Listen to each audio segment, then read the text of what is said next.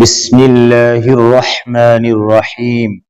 المقدم والمؤخر، میں جس سے مانگتا ہوں وہ اس بات سے واقف ہے کہ کس چیز کو پہلے پیدا کیا جائے اور کس چیز کو بعد میں پیدا کیا جائے۔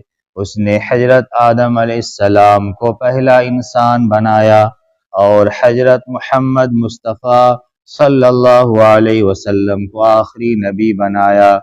اس کو معلوم ہے کہ کس چیز کو پہلے بنانا ہے اور کس چیز کو بعد میں بنانا ہے۔